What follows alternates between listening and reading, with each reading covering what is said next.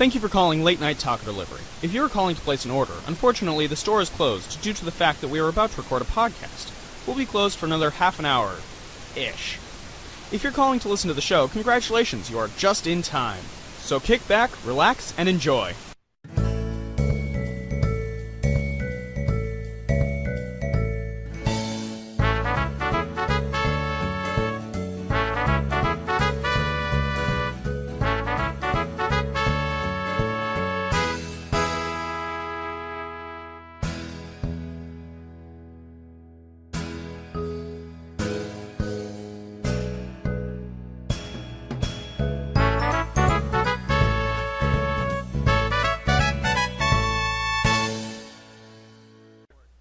Ladies and gentlemen, children of all ages, welcome to Late Night Taco Delivery. Late Night Taco Delivery! Yay! Yay! I'm your host, Daniel Gill. And I'm Jonathan Knoll. And I have a cold. I'm sorry to hear that. But we're still here to talk about nerd stuff for our loyal 12 listeners. As fucking always. As fucking always. So, other than a cold, how are you doing? I'm pretty good. You know, I got some decent news at work. Oh? Yep, I'm actually going to be moving up. I'm moving on up, moving on up. Hey, you're moving up in the world. Yeah, I'm going to the pharmacy. Ah! Your lifelong dream of going into the pharmacy. Well, it's going to be full-time, benefits, and a bump in pay, so I'm not arguing. Hey, that's fair. Mm-hmm. And plus, they're closed on holidays, so I'm like, yay! I might have a chance of seeing my family for Thanksgiving for the first time in 3 freaking years. I know, right? Mm-hmm. How about yourself? Well, I just got back from watching The Magnificent Seven, which Excellent is movie. really, really interesting watching it through the prism of Akira Kurosawa's Seven Samurai. Definitely, definitely. Yeah, let's see, and I had one other thing, but I don't remember what it was. Oh, Okay. Anything you've had a chance to geek out about? Well, I'm constantly busy, so, Yeah. geeking out, oh, God.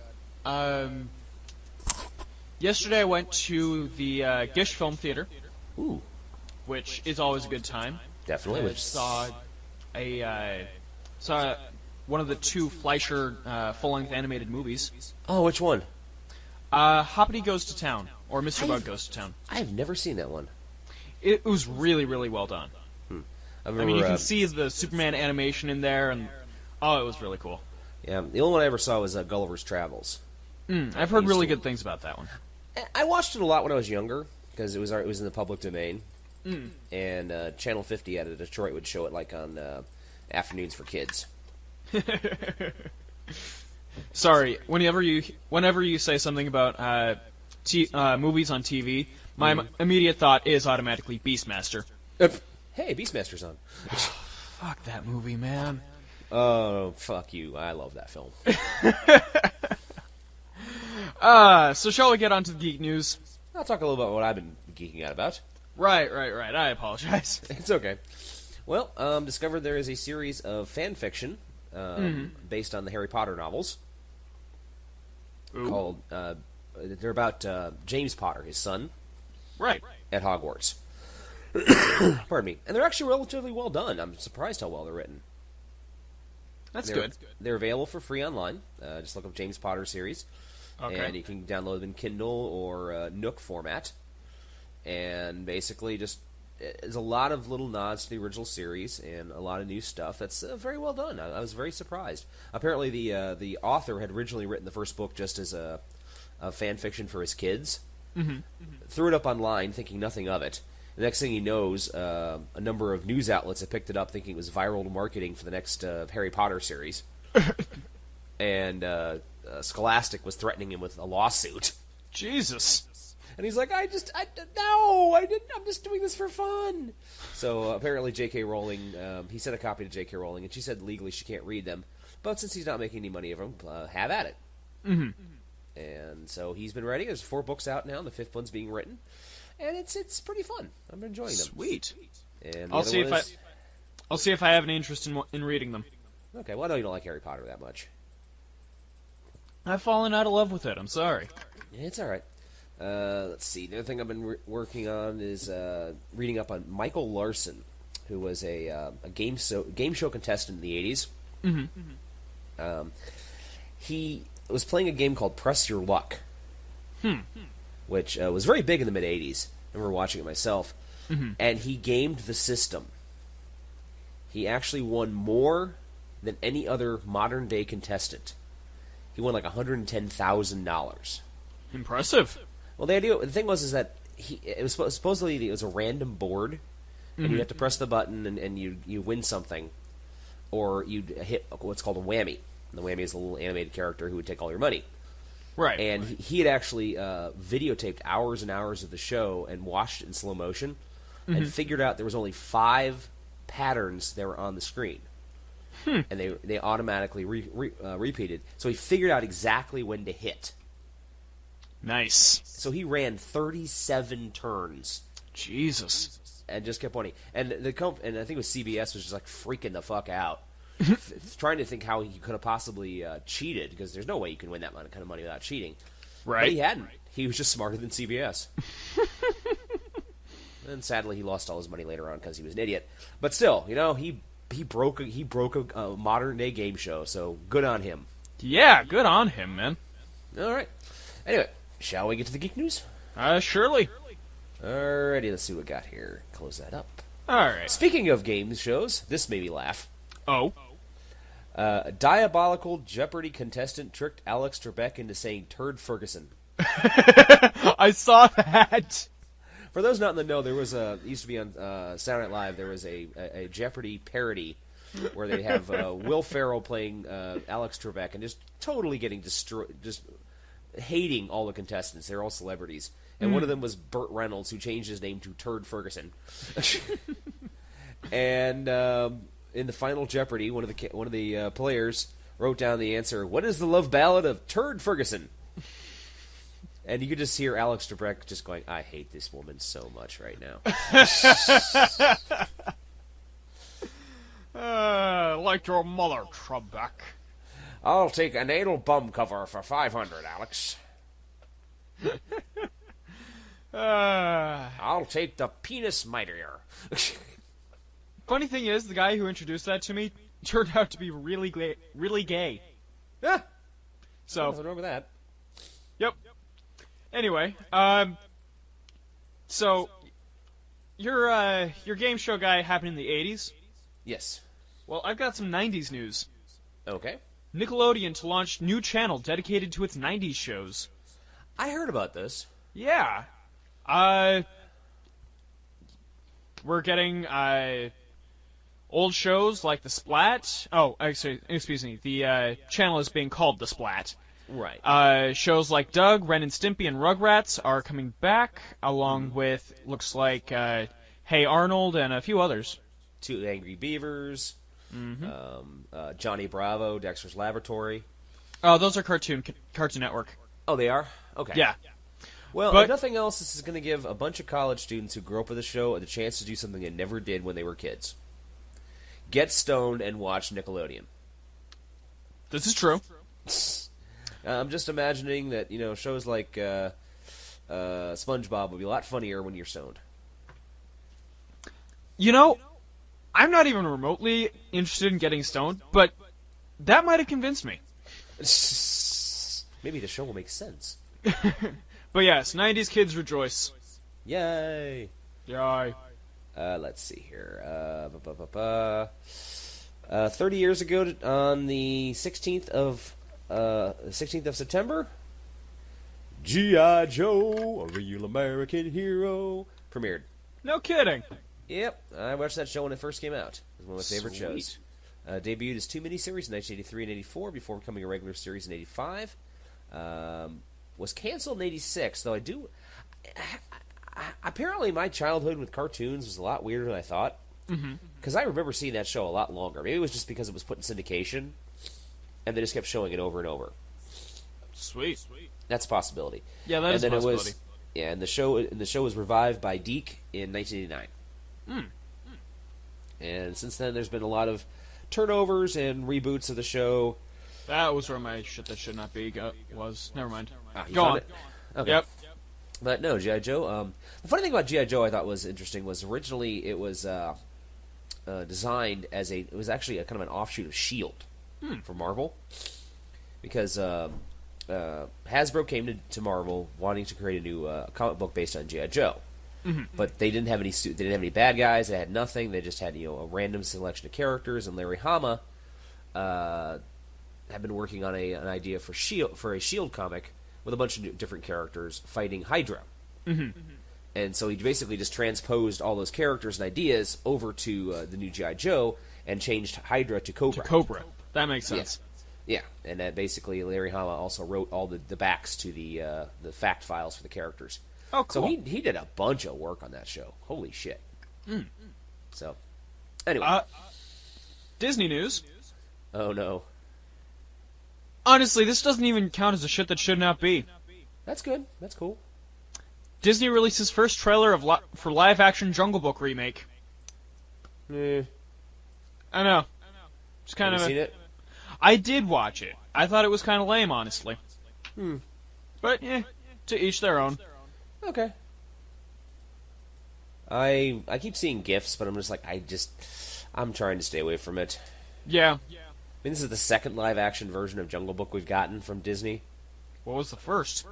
It was back in the mid-'90s. It starred Jason Scott Lee. I am unaware of this. I need to check that out. Yeah. He played Mowgli. I think Cary Elwes was in it as a bad guy. Interesting. Yep. Let's see here. I'll save that for a little later. Bryan Singer announces 20,000 Leagues Under the Sea has his next film. Sweet.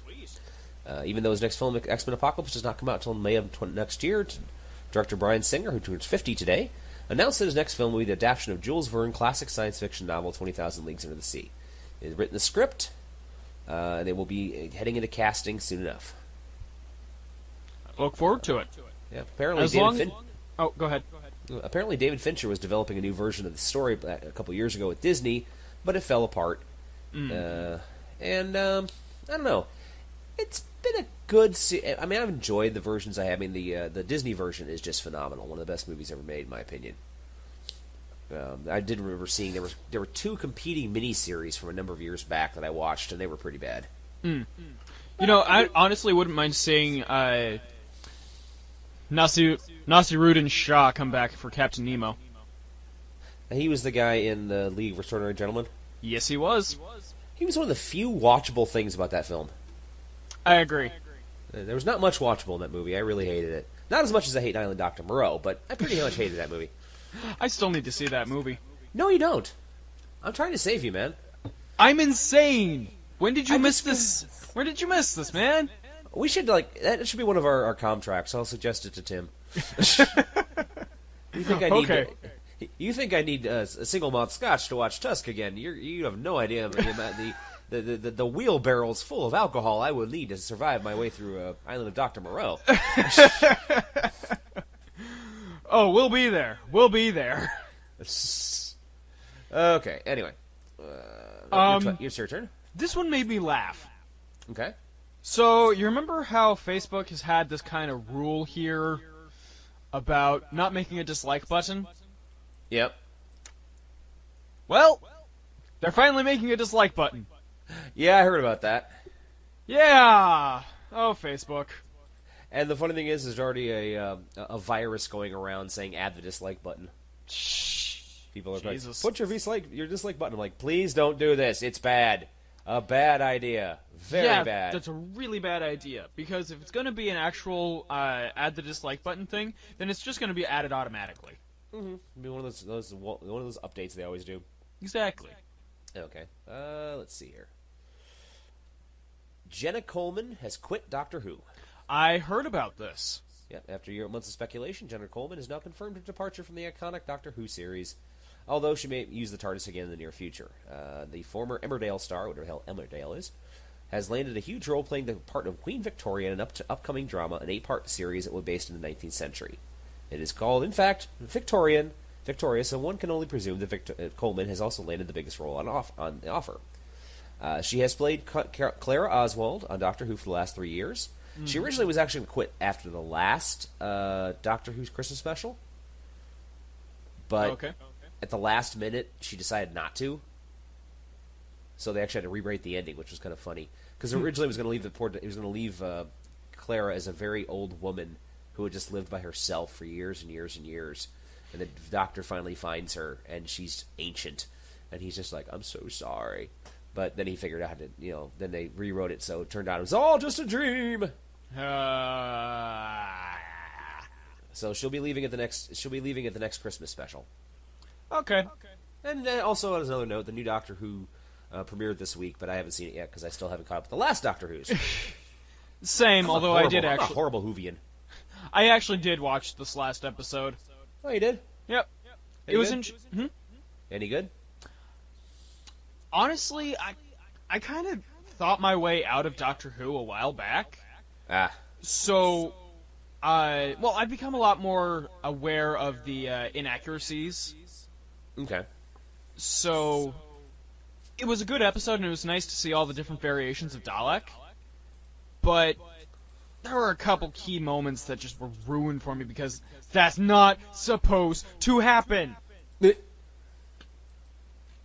So, honestly, enjoy your Doctor Who, folks. I'll go find something else to do. There you go. Plenty of stuff out there. It's true. I hear Supernatural's fun. Oh, fuck that. Speaking of other things to do... Alright. Netflix original series Marvel's Luke Cage has added to the cast. Again? Yes. Excellent. So what? I said excellent. Yep, Simone Missick, Theo Rossi, Frank Whaley, and Rosario Dawson are on the series. Nice. And Rosario Dawson will be reprising a role as the night nurse from Daredevil. Very cool, very cool. So, it's looking cool. Yeah. I don't have the news up, unfortunately, but the guy who's playing the Punisher in the next Daredevil series keeps Instagramming himself wearing all this Punisher t-shirts. It just makes me giggle. He's like wearing Punisher jerseys and t-shirts. He's like, look what I found. This is going to go great with what I'm doing next time. This will go great, my quest for justice.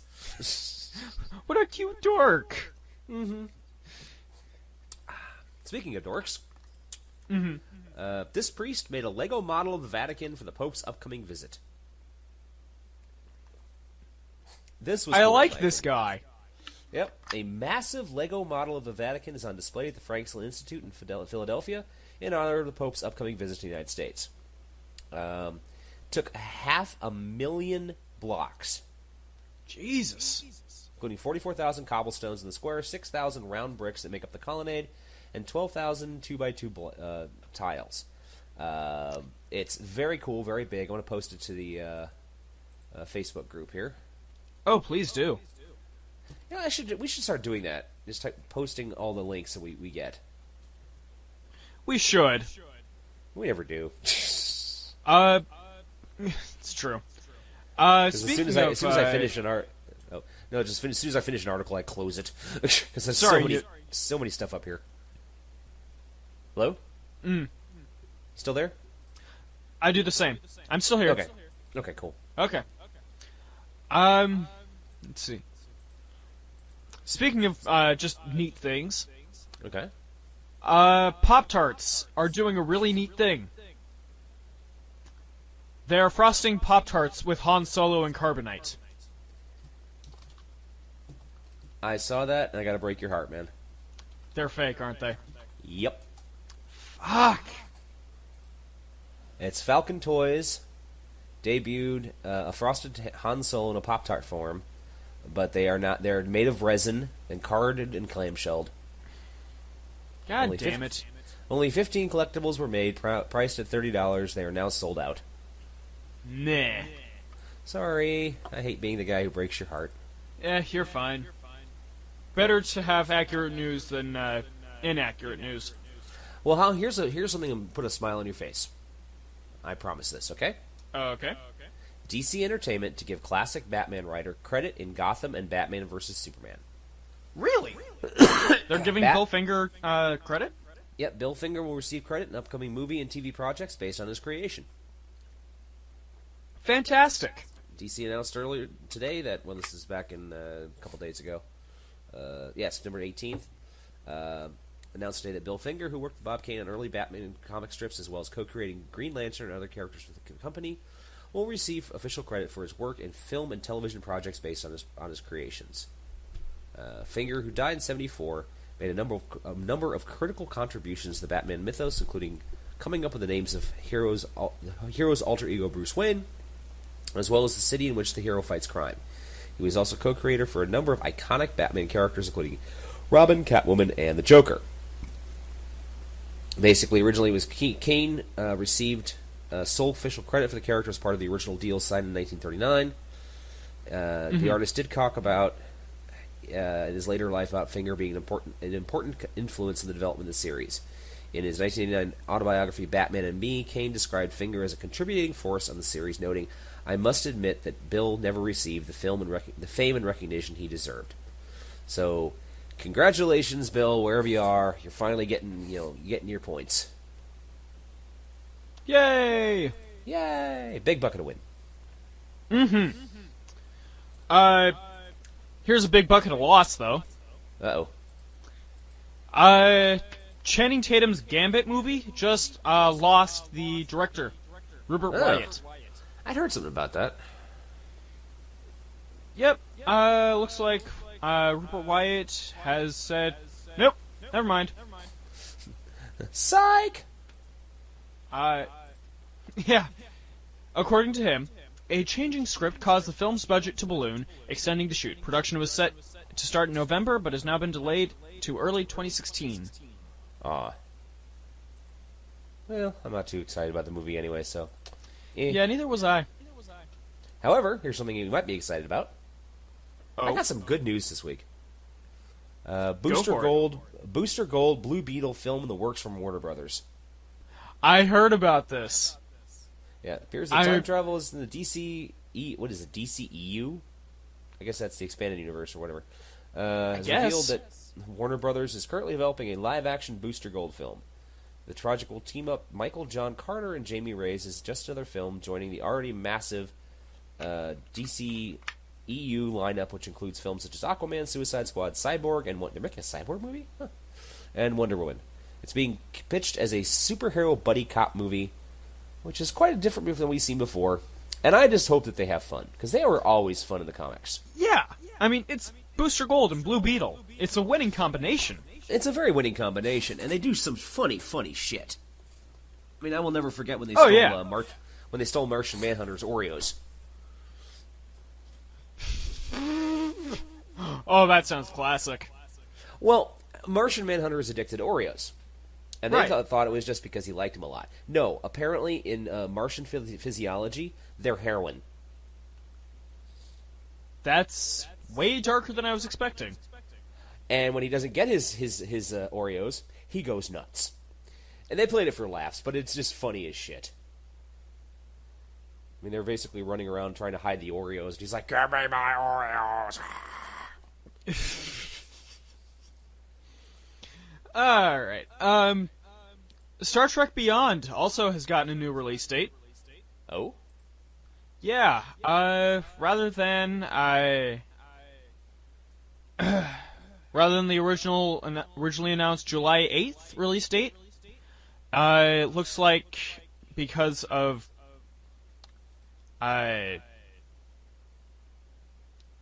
reasons apparently, it will be moved back to July 22nd. Okay. And I was afraid they were moving it forward, because whenever they move it forward, it means the movie gets rushed. It's like, shit. Fun thing, it will be officially... it will mark the 50-year anniversary of the television launch of the series. Okay, that's cool. So, cool. I've still got quite a few stories here. I've got a few, too. Okay, let's take a look here. This is not my shit. I haven't torn between what my shit that should not be should be today. Oh, yeah? I'll go ahead and do this one. We were talking about Island of Dr. Moreau earlier. Oh, fuck. The Island of Dr. Moreau TV series is in the works. The newest adaptation of H.G. Wells' novel, The Island of Dr. Moreau, will be a TV series at CBS. The show in development with Philip Isco, who created Sleepy Hollow, features the human-animal hybrids being created on an island, but with a new twist. A new twist, I tell you. Dr. Moreau is a woman. Lame. According to Deadline, Although I have a shit that should... I'm sorry, not a shit that should not be. A thou shalt not tonight. Okay. Yes, Dr. Catherine Moreau expands the boundaries of medicine through bold and revolutionary scientific experimentations and treatments in her privately funded island hospital. Also, she merges the DNA of humans and animals, like you do.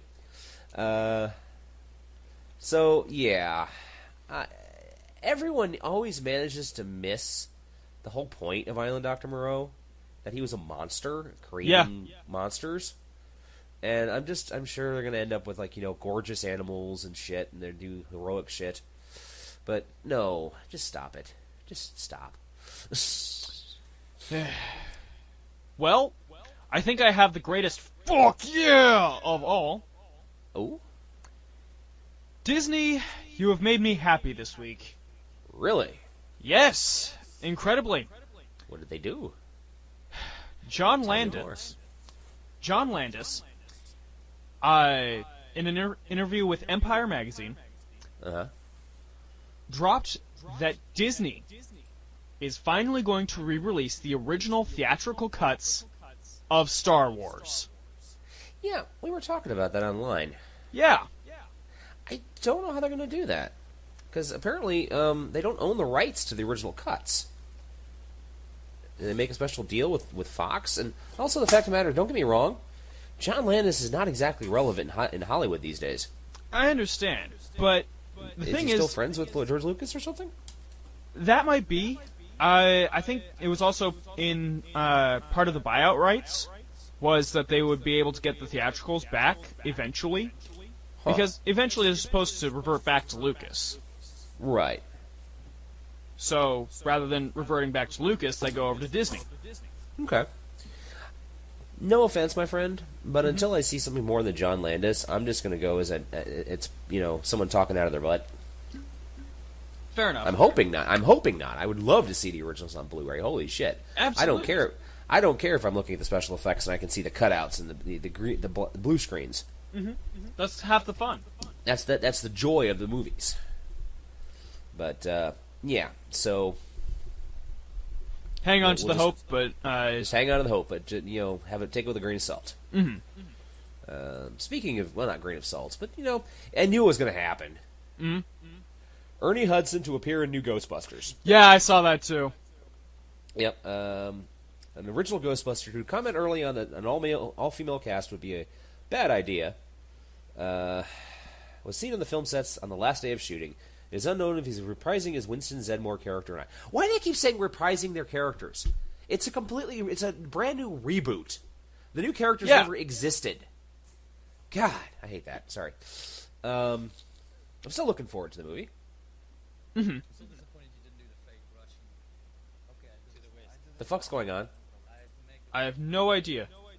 Do you have a... Yeah, do you have a... Ah! There it is. Okay. Autoplay, fuck you! Fuck you! Sorry. Yeah. The only person they need to have left is Walter Peck. They need to get Walter Peck in the show and just that'd be perfect. I know Rick Moranis is never coming back. So just get Walter Peck in there and just have at it. Or even Sigourney Weaver, for God's sakes. Doing pickups. Anyway. So, speaking of petty shit... Okay. So, Zack Snyder said some pretty dismissive comments about Marvel's characters. Right. Saying that Ant-Man was kind of the flavor of the week or whatever. Right. And apparently Sebastian Stan, the Winter Soldier, got involved. Okay. Yeah, let's see.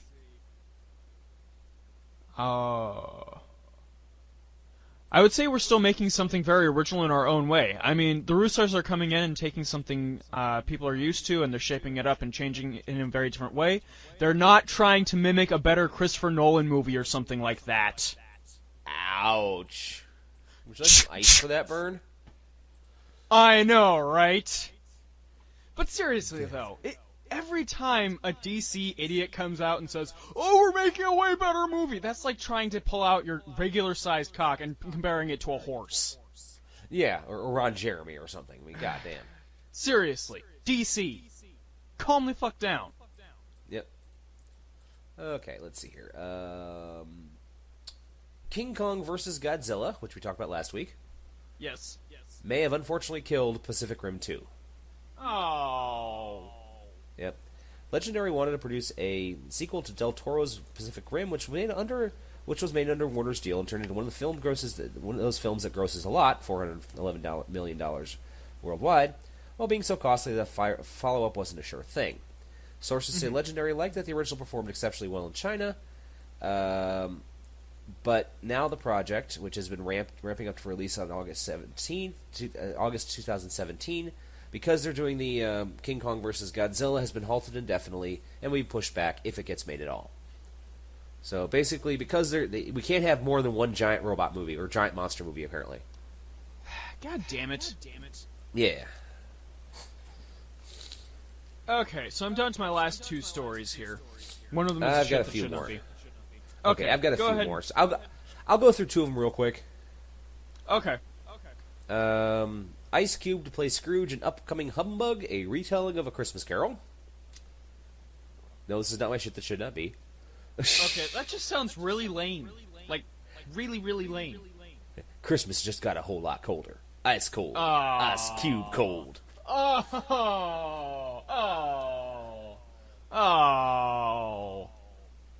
Yep. Oh, the puns. Yeah. It's a film titled simply Humbug is being directed by Tim Story, the director behind a few of Ice Cube's other films, including Barbershop and Ride Along. Basically, it's going to be modern day and probably set in the hood. So, Oh, good. Yeah. Whoever wrote this thing actually seemed to really enjoy Ice Cube, and I'm like, screw you. All right, the other one is legendary comedian Eddie Murphy to be awarded the Mark Twain Prize for American Humor. Really? Yeah, well, he's actually was really funny in his day. I know. I don't dispute that. Yeah, he was well known for his 1980 and 84 stint on Saturday Night Live. Mm-hmm. He was Dr. John Dolittle. He made the really hilarious movie Coming to America, and obviously he was in Beverly Hills Cop. Right. And he was even in what I thought was an underrated film, The Golden Child. And he was in Trading Places with Dan Aykroyd. I mean, he's really, really funny for many, many years, and then something happened. He just stopped being funny. Yeah. He started to rely too much on his Eddie Murphy-ness. Yeah. The funny thing is, I remember back there's another movie called The Hollywood Shuffle, Mm-hmm. made in the 80s. I can't remember the guy's name, but he's a really good director, an African-American director. And he makes a joke about he has a nightmare where he's an actor trying to make it in Hollywood, Mm-hmm. and he has a nightmare where the producers want him to act more like Eddie Murphy. He's like, I can't act like Eddie Murphy. I'm myself. I mean, I can't go, oh my God, I'm talking like Eddie Murphy. Ah! Oh, that's beautiful. And also, don't forget he was Mulan and Donkey. Mm-hmm. So, yay. Did you know that originally Star Trek IV was written so that it was Eddie Murphy as the whale biologist? I actually heard that. Yeah. Pardon me. I think that's fucked That's up, funny. honestly. Yeah, that's actually, he went off and did The Golden Child instead. Yep. Which is fine with me that he didn't. He was a big Star Trek fan, and and Paramount was falling all over themselves to give him whatever he wanted. Mm-hmm. And to his credit, I don't know if he decided he didn't want to do it. He decided he was too big of a star, but to his credit, he walked away, and I'm very happy with that. Well, just remember there was also other casting. There were other casting roles that if they originally had gotten who they wanted to, it would have been horrible. Like Chasing Amy. Mm-hmm. Like originally it was supposed to be Jon Stewart. Drew Barrymore and somebody else. Yeah. Yeah. Anyway. So I was actually going to ignore this story originally because, but then I saw this. Oh dear. first look at Supergirl villain, Red Tornado. Oh, I'm almost afraid to look that. Hold on. Shall I look it up? Whoa, what the hell? What the hell? Yeah. Also, Red Tornado isn't a supervillain. Yeah, he's a superhero. Exactly. That looks really bad. Yeah. I have high hopes for Supergirl, but apparently not so much for the costuming. Okay. Yeah. Wow. Just wow. Mm-hmm. Okay. You got one more. You got a shit that should not be? I do have a shit that should not be. Okay. We don't need to talk about that. One of my articles is basically about how Marvel and Fox are fighting each other right now. Oh, as always. Well, basically, what's happening is that Marvel / Disney is trying to get the rights of like Fantastic Four and X-Men back from Fox. I can understand Fantastic Four. X-Men, I think, can stay, honestly. Well, Marvel Comics has now basically destroyed the X-Men, killed Wolverine. There's no more Fantastic Four comic, and a gas has infiltrated. Basically, the world got covered in a gas that sterilized all mutants. So there are no mutants. Wow. Yeah, and apparently, I can't remember who it was. One of the directors one of the writers. I think it was Jim Shooter. Said that they are under orders not to make any more mutants, any new mutants on for the X-Men or for Marvel Comics at all, because according to the rights, Fox would automatically own them. Wow. So, yeah, Marvel is doing its best to get everyone back under the fold. But Fox is like, we're making money with X-Men, fuck you! So we still got the Gambit movie, and the Wolverine 3, and X-Men, and Deadpool. Because those are all basically X-Men characters. Mm-hmm. Okay. I don't want to put this as a shit that shit on me, as in, fuck you, I can't believe you're doing this. It's more along the lines of, Kevin, why? Kevin? Yeah, Kevin Smith. Oh no. What? Kevin Smith plans to kill off Silent Bob in an upcoming film. Oh. I knew about that. Oh, he's killing him off in Moose Jaws? Yeah. Oh, okay, I just discovered it. Yeah, he actually announced that, like, 2 podcasts ago on Jay and Silent Bob Jay and Silent Bob Get Old. Okay, I missed that. That's old fucking news. I did not know this. We hadn't talked about it on the show, so fuck you. But I like the idea. It's like, basically, he's talking about Jay. He's talking about having Jay get killed. Yeah. And Jay went, "No, you, man." I'm like, "Why?" Because I want to be in other movies. So, so Silent Bob is. So basically, they're tying together the True North trilogy, True North trilogy, and the View Askew universe. Yep. I don't know. I'm just really happy about that. I mean, granted, I don't want to see Jay and Silent Bob get really old. Yeah. But to have him eaten by a moose, really? Fucking really? It's the perfect marriage between the 2 universes, honestly. Yeah, but poor Silent Bob. I mean, you saw Tusk. Yeah. I am unrepentant in my liking of that movie. You know, I didn't hate it as much as Revenge of the Sith, so that's something in its favor. That is something in its favor. I think that's kind of a low standard, but yeah, that's something in its favor. Okay. Alright, anyway, what's your shit that should not be? It's kind of a movies that will suck type of situation here. Okay.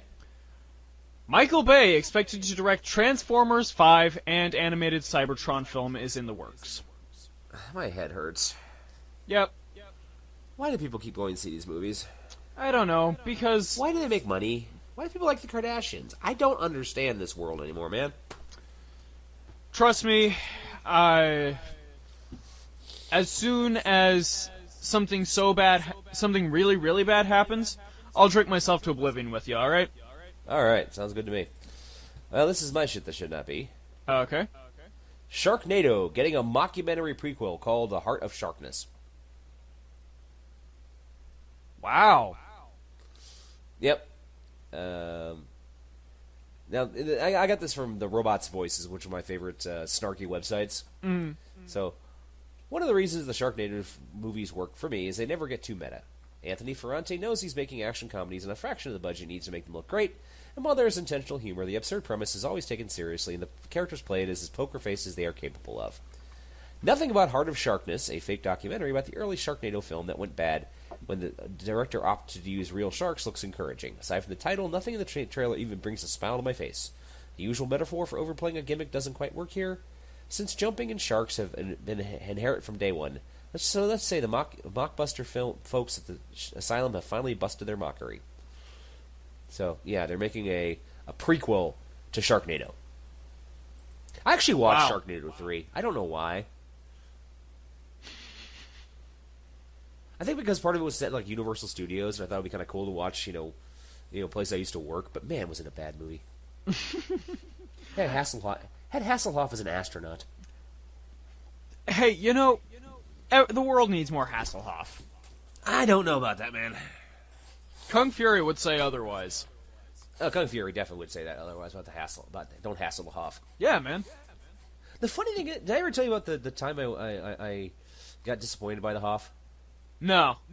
It was during my trip to New York City with my ex-girlfriend. Mm-hmm. Okay, we went to New York City back in 2000. Right. And we'd read in the newspaper that Sebastian Bach, the lead singer of Skid Row, which is a big 80s heavy metal band. Yes. Okay, I don't know if you know. You're young. I don't know if you know who Sebastian Bach is. If I don't know who somebody is, I'll ask. Okay. Anyway, he was playing the lead role in The Strange Case of Dr. Jekyll and Mr. Hyde on Broadway. Right. Musical version. And, he's got an operatic range. We're like, oh my god, that sounds awesome. So we were going to go and see if we could score some tickets. Mm-hmm. And we're getting out of Grand Central Station. We're coming out of the subway. And I look up, and we see 10 stories tall, this giant banner of The Strange Case of Dr. Jekyll and Mr. Hyde, starring David Hasselhoff. So we did not get tickets for that. But the funny thing is that later on I found the performance on YouTube, like cut up into pieces.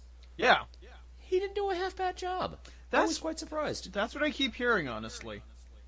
He gets ragged on a lot, but he's not a bad actor. Mm-hmm. So maybe my annoyance with the Hoff is more other people, but he's not that bad. So anyway, news is done. News is done. Alrighty. So we were going to talk this evening about Avatar: The Last Airbender. Yes, the 2005 smash hit. Yes, and it was quite the smash hit. 3 seasons, 61 episodes. Mm-hmm. Spin-off series. Spin-off series, Legend of Korra, which I only see like a first portion of the first season because I keep forgetting to watch it.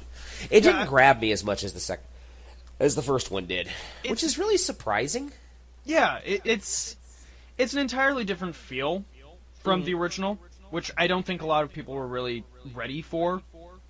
Well, considering I'm a huge fan of steampunk, yeah, and that's pretty much what this is. You'd think I'd be all over this son of a bitch, but I never got into it. I don't know. I think that the characters were kind of bland, comparatively speaking.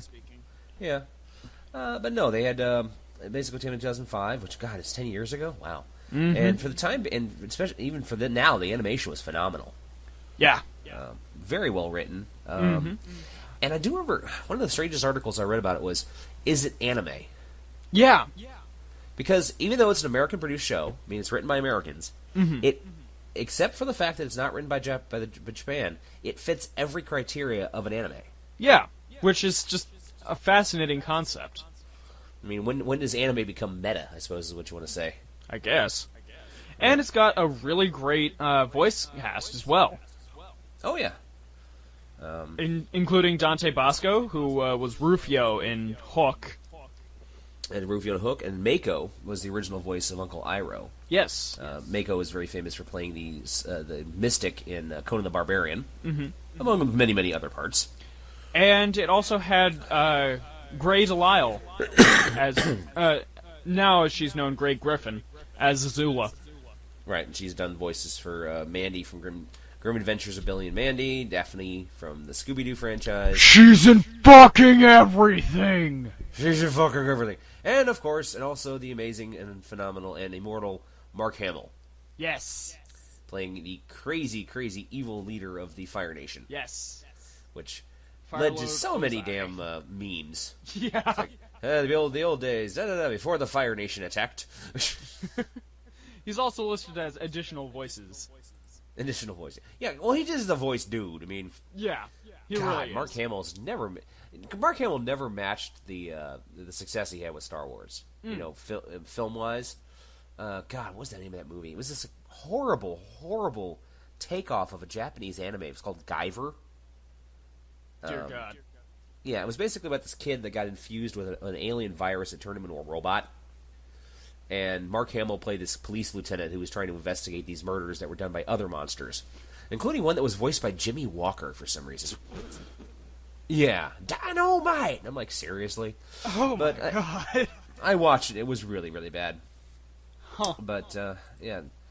Also, Clancy Brown was in it. Mm-hmm. Let's see. Let's see.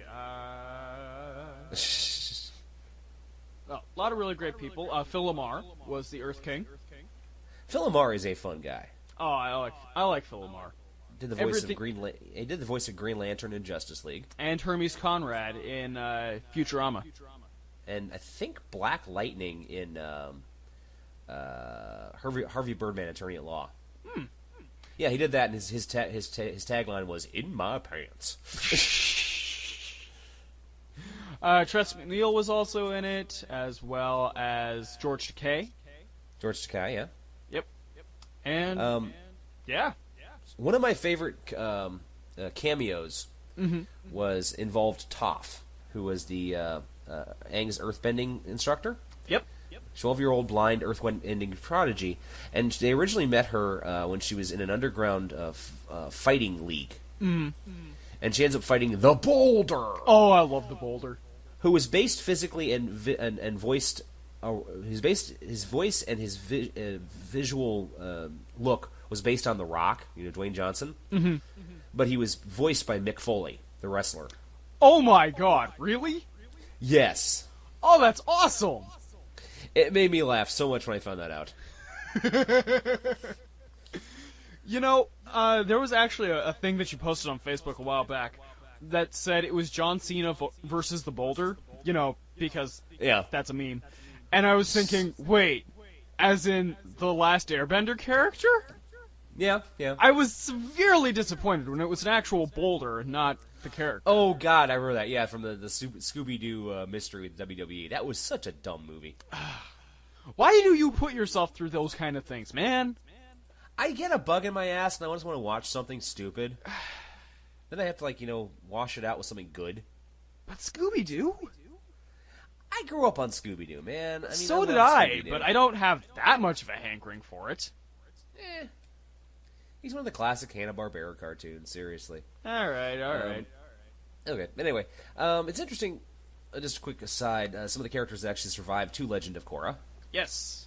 Katara actually does show up. And she's voiced in the sequel for a very short amount of time by Eva Marie Saint, the legendary actress. Really? Yeah. She was in North by Northwest by Hitchcock, and she was Superman's mom in Superman Returns. And she's also an alumni of Bowling Green State University, where you're going to school. That's why they have the Eva Marie Saint Theater. And I thought that was really cool. But yeah, we also have numerous appearances of Aang in Avatar states, as well as Fire Lord Zuko. And one of the things I really liked about the show is the nature of self-sacrifice and just doing the right thing, whether you like it or not. I mean, Aang really did not want to be the Avatar. He was a 12-year-old kid. Exactly. And he had no interest in ever being an airbender. I mean, he wanted to be an airbender, but he had no interest in being, mastering all the elements. Right. And he ran. He just freaking ran. Took his flying buffalo and took off. And then the airbenders got slaughtered by the firebenders. And he basically became the last one. And it's a really touching, really well crafted series. It's a really well crafted. I mean, they had some silly parts. I mean, that's some silly episodes. But each character grew, which I thought was really cool. Mm-hmm. Like Sokka. Sokka had no powers. He was just a hunter. And he was basically the comic relief for the most of the series. Mm-hmm. But every once in a while, he got to show his stuff. Like there was an episode where he ended up studying swordsmanship with a firebending master. Yes. And he forged a sword out of meteorite. Mm-hmm. Which, from what I understand from actual swordsmith, is really fucking hard to do. I'd imagine so. Because meteorite is not a clean metal. No. I mean, basically when you're forging ore, you basically keep pounding it until all the impurities are forced out of the iron or the steel or whatever you're making. Mm-hmm.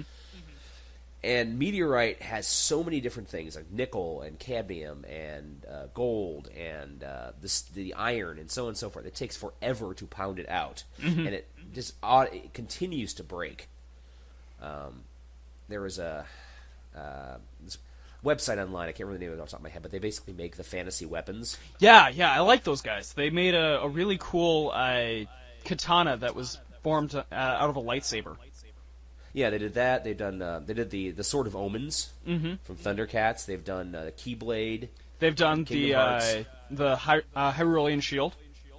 Yeah, they've done that, and they basically show how they do it. And they actually got a piece of meteorite and made Sokka's sword, and they were just having a devil of a time to work it, but they finally managed to work, and it's apparently a really, really good sword. Cool. So that exists. Sokka's swords exist. And he learned a lot from the Firebending Master, even though he had to, basically, the Firebending Master said he betrayed him, because, well, he did. He lied to him. He's actually Fire Nation, not Fire... He's not a Firebender. Okay, I'm sorry, Fire Nation. Though it turns out, actually, he ended up being a member of the White Lotus. The White Lotus was kind of a cool character. Oh, yeah. Kind of a cool idea. But it was a secret society. Yeah, but I think they overstepped their bounds, honestly, when it got to Legend of Korra. I've not seen what the White Lotus does in the Legend of Korra, so I don't know. Yeah. It kind of lost me on it, honestly. Well, maybe a little later on we'll do another episode, but Legend of Korra was a continuation, right? And my personal favorite character, and a lot of people's favorite character, is Uncle Iroh. Yes, because he's funny as shit. Yes, and he's also funny as shit, but he's also a very tragic, sad character because he lost his son. Mm-hmm. He was once a great general in the Fire Nation's army, but he lost his son in battle. And he never quite recovered from it. And he's basically spent the rest of his life trying to make up for it by being a semi-father figure to Zuko. Right. Who was disowned by his own father because his own father was an asshole. Yes, he was. Yeah. And his sister, what's her name? Azula. Azula was fucking insane. She was literally insane. She's nuts. Yeah. She literally is totally crazy. Oh, she's a box of Cracker Jacks.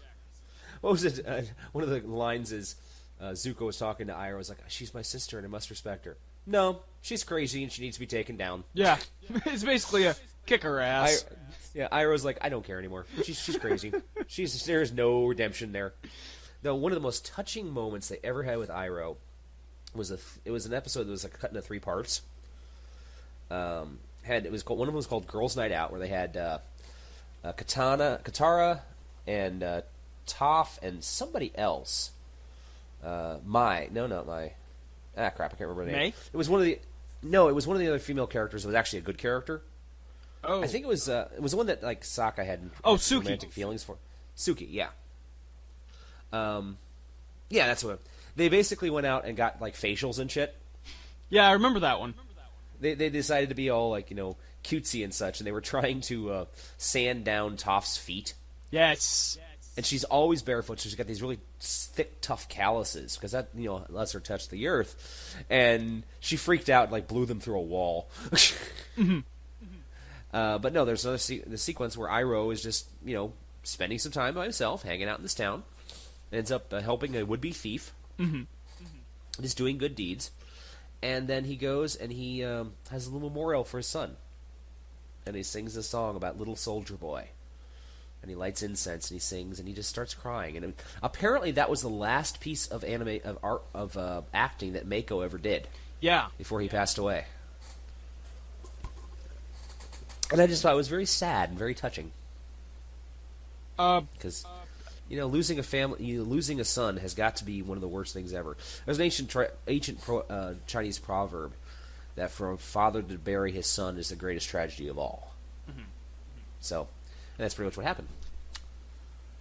You know who else did a voice on Avatar: The Last Airbender, but no actual character? Not sure. Will Wheaton. Will Wheaton? Will Wheaton. Who did he do? A voice. Was he just an was additional voice. voices? Yeah. All right. Okay. That's interesting. Because, you know, as you do. It's Will Wheaton. Yeah. Wait, what? Jason Isaacs. Holy shit. Really? As who? Or is this also an additional voices? No, this was Admiral Zhao. Wow. Yeah, he was one of the... He was a Fire Nation Admiral. Jason Isaacs is Lucius Malfoy in the Harry Potter films. Mm-hmm. He was also Ra's al Ghul in Batman Under the Red Hood. Are we going to talk about the live-action movie, or are we just going to forget that even existed? What movie? Okay. Okay, so basis on each of the different seasons. Mm-hmm.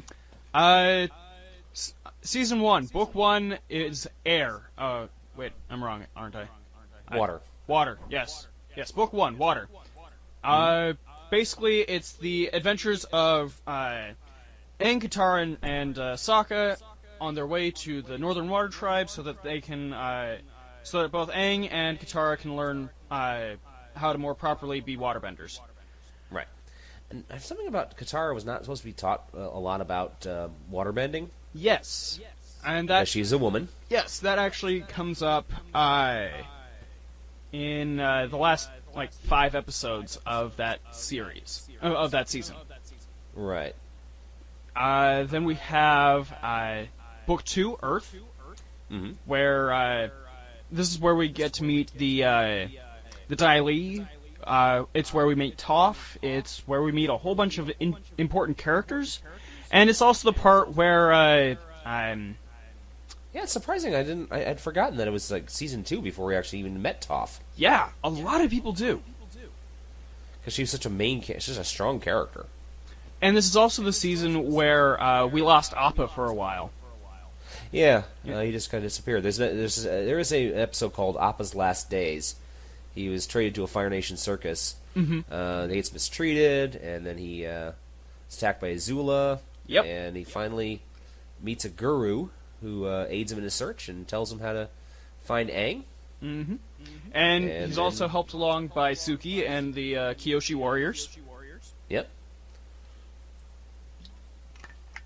And then finally, Book 3, Fire, is where they're finally on their way to the Fire Nation, and they're about to fight Lord Ozai. And they get joined full-time by Zuko. Yes. Who at the time was still in disgrace, and he was traveling around with Uncle Iroh. And Uncle Iroh is trying to basically teach him not to do all this crap. Mm-hmm.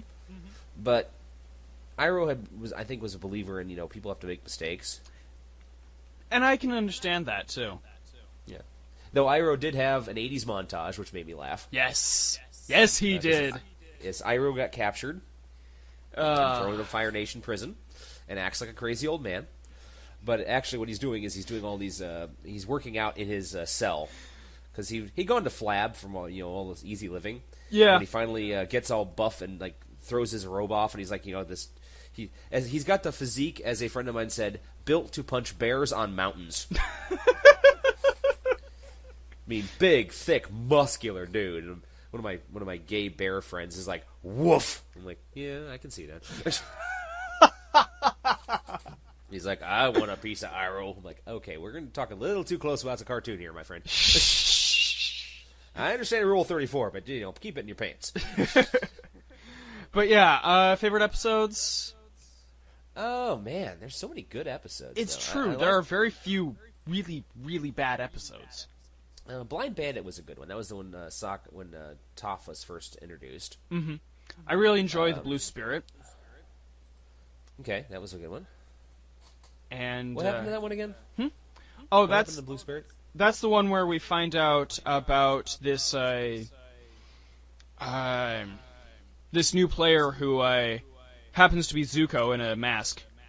Oh yeah, swords. I do remember that. Yes. Yeah. Really cool dude. I also really like the episode Zuko Alone. Zuko Alone was good.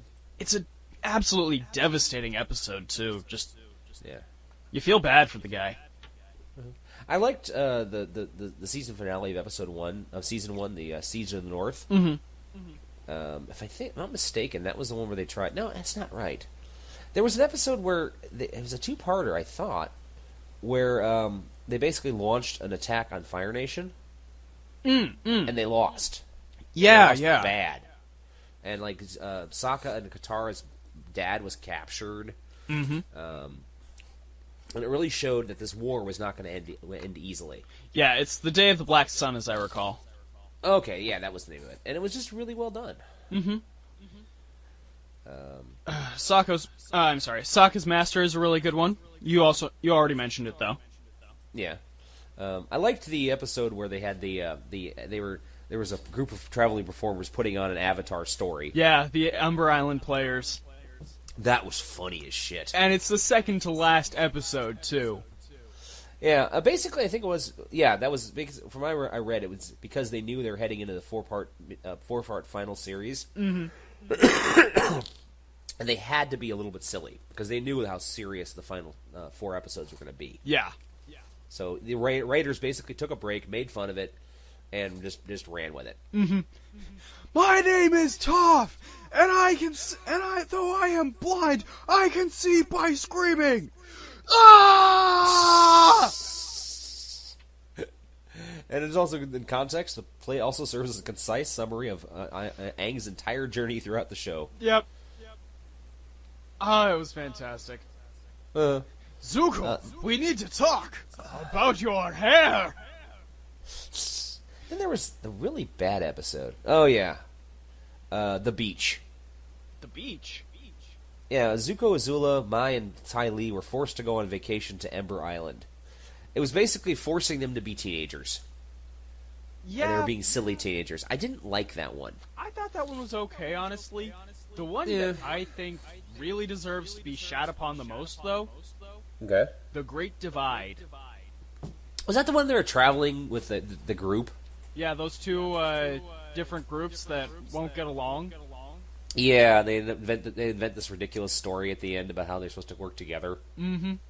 And Aang was actually there or something. Yeah. Turns out he wasn't. That was a pretty bad episode. That's a really bad episode. What was the name? Then there was that one character. What was his name? He only appeared in a couple episodes. He was sort of like he was a rebel fighter. Jet? Yeah. I liked Jet. Yeah, Jet was an interesting character. I've actually been invited to cosplay Jet before. I can see you doing that. But yeah, he was supposed to be, freedom fighters. He was a charismatic teenage rebel who holds a deep grudge against the Fire Nation, but he also was willing to fight. He was actually willing to kill, even at the expense of innocent lives. Yep. And he was Katara's first crush, and he was actually ended up later killed during a fight against Long Feng. Mm-hmm. And there are continuations. I've read a couple of them.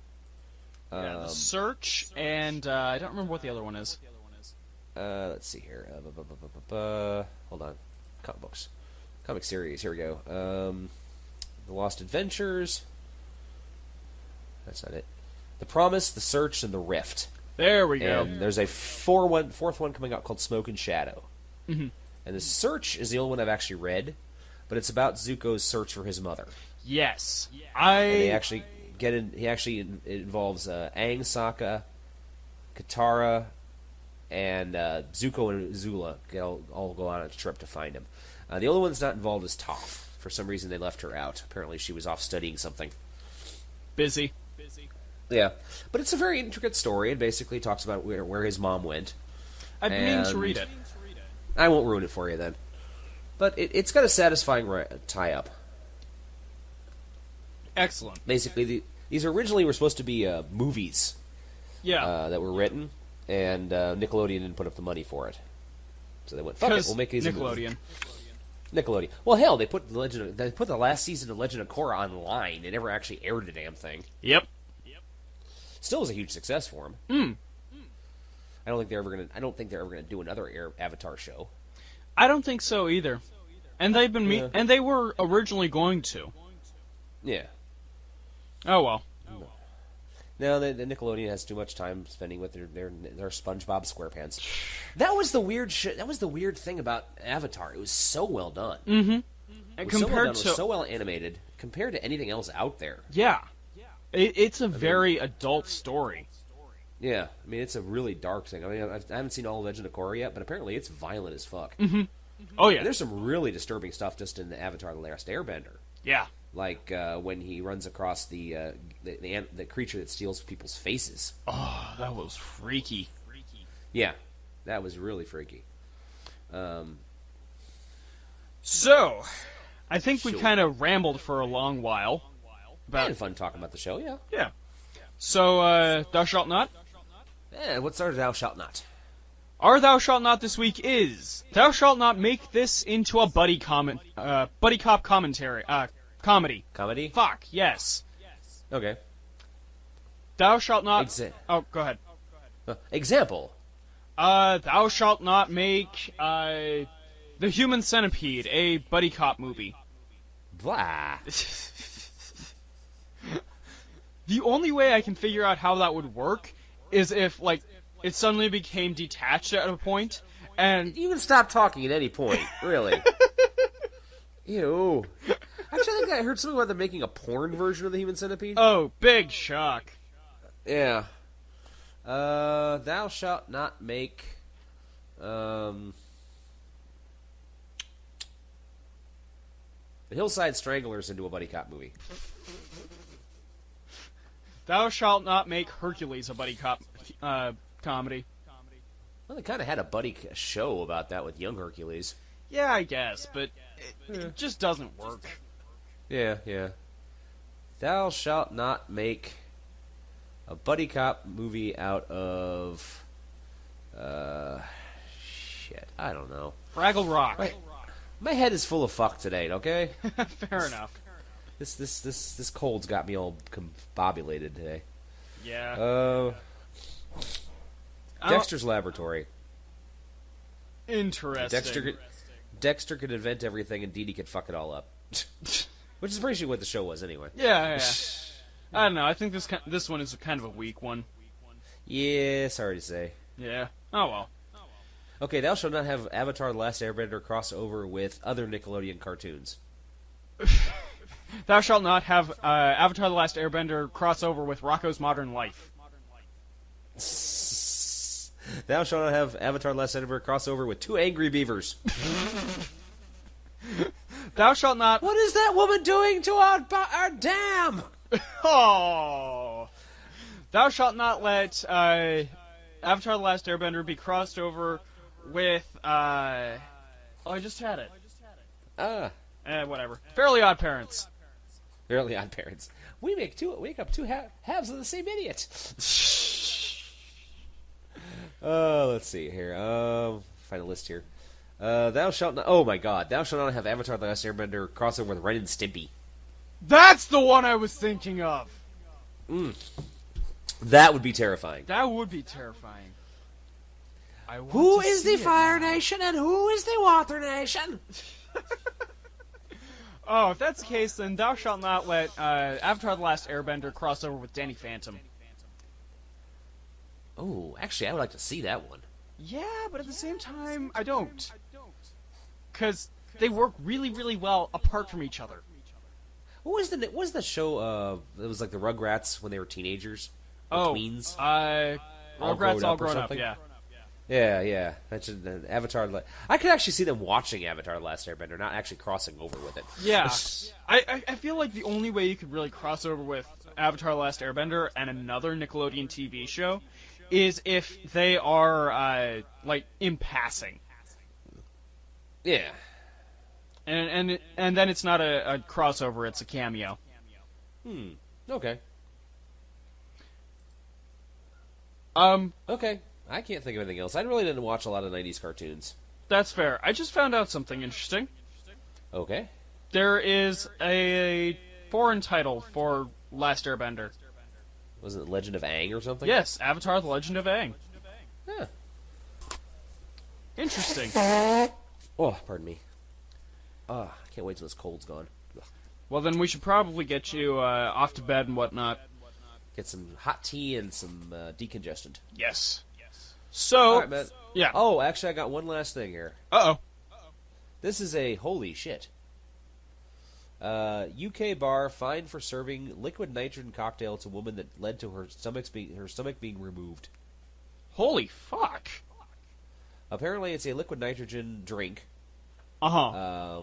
It smokes, and you're supposed to shoot it down. And apparently, she swallowed the chunk of liquid nitrogen. Oh, Christ. And it exploded her stomach. Ew. So they've been fined. Apparently, that's all that happened. Is the woman lost her stomach, which you technically don't need. Yeah. But it's really nice to have. But damn. Speaking of damn. Okay. Christina Ricci from the Addams Family, who played Wednesday. Yeah, I saw that picture. Yeah. Yeah. It looks photoshopped to me. Yeah, just a bit. But still, she's hot. Oh, She yeah. has been hot. Well, not always. I mean, when she was underage, obviously, it wasn't hot. But No. when she was in Sleepy Hollow, very attractive young lady. Mm-hmm. Okay. Oh, yeah. All right. Anyway, so from all of us here at Radioactive Walrus Entertainment, the Experiment Room in Dan's domicile, Aha! this has been Late Night Taco Delivery. You may now place your order. Late Night Taco Delivery is performed by Daniel Gill and Jonathan Knoll, and was created by Daniel Gill. New Bizarre opening by Jonathan Knoll.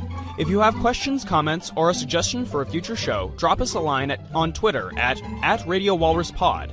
Like Radioactive Walrus Entertainment on our Facebook, or subscribe to our official YouTube channel, Radioactive Walrus. That's Radioactive with a capital R, Walrus with a capital W, and no spaces. Thank you for calling Late Night Taco Delivery. You may now place your orders. This has been a production of Radioactive Walrus Entertainment. John, what do chickens say?